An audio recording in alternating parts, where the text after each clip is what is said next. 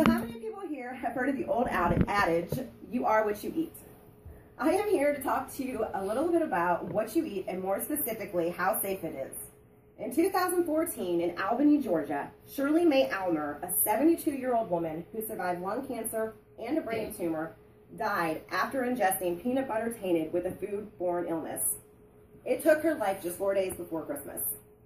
Did you know in 2014 alone, there have been an estimated 3,000 deaths in the United States attributed to foodborne illnesses? Per the CDC, the deadliest bacterial organism last year was Salmonella non-typhoidal, more commonly known as salmonella poisoning. But before we get into specifics of how foodborne illnesses contaminates into the domestic food supply, let me describe the journey of my two friends. This is Charlie. Charlie is processed tomato he was purchased at Walmart. Eventually, he will become a part of my salad I make for my family later. But Charlie has traveled a long road and changed hands many times between many people before we met in aisle 2 of the Walmart produce market. When produce is processed, a bulk on large agricultural cooperatives like Charlie, he proceeds through 8 steps before he is purchased for consumption by a consumer. I want to briefly touch on each one of these steps. First, Charlie is grown. After a time, he is then harvested, which begins his trek through processing. Charlie is washed, graded, and sometimes, and in some cases, he is waxed. Next, he is stored and eventually transported to a processor. Once received, a processor prepares Charlie for purchase and consumption. Charlie does not always arrive at the store the same way he left the farm. He might be a part of another product, he may be chopped, stewed, or canned. Once his fate has been decided, Charlie will be packaged and marketed to the public. Here, he waits patiently on a shelf or in a basket for a family to choose him and take him home. However, Charlie has a secret. This whole time, he didn't even know. Charlie's sick. He's going to make other people sick. There is no way to tell how Charlie got sick, but he is infected with a bacteria.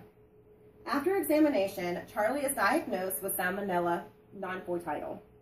The CDC states that salmonella in the environment can contaminate tomatoes.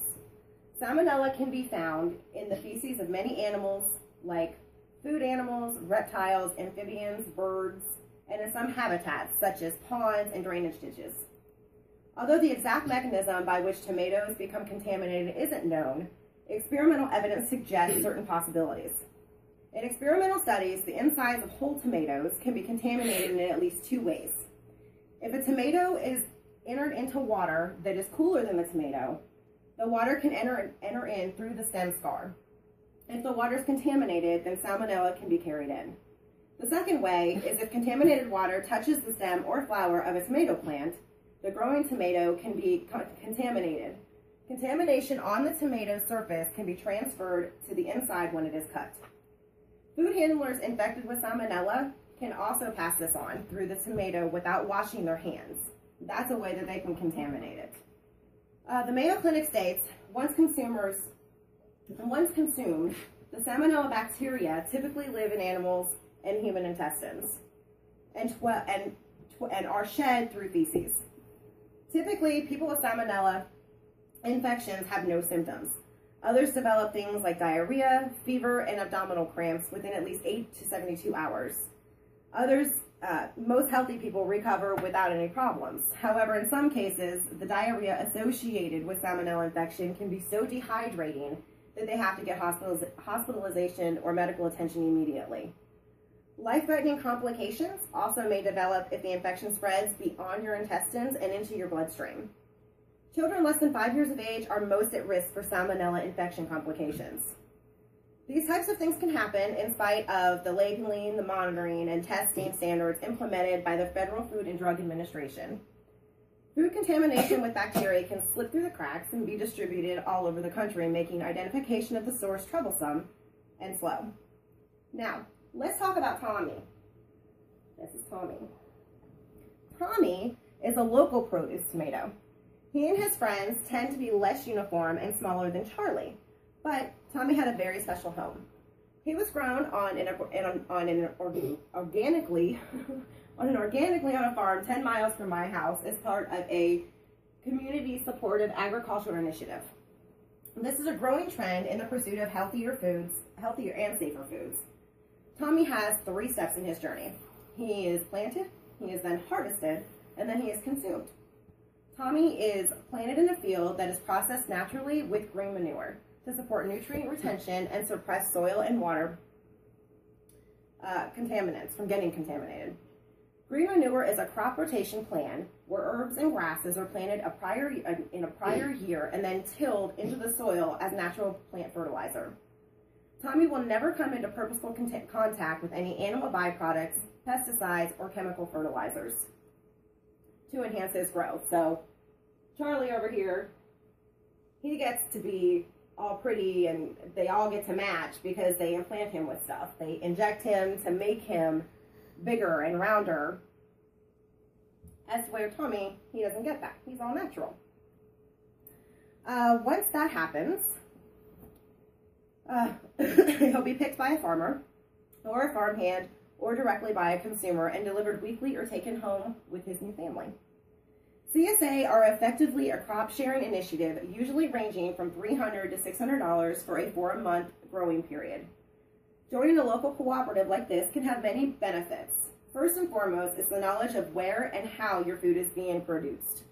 It presents a peace of mind, which you seldom find in your home, especially with food consumption. Some CSAs even allow an interactive experience, offering discounts to families who are willing to come to the farm and donate their time in exchange for cheaper shares. These are also indirect benefits to Tommy's type of product. When families choose to buy from local farms, it stands the middleman, and the local economy is bolstered. This takes place through the CSA, but also by way of farmers markets.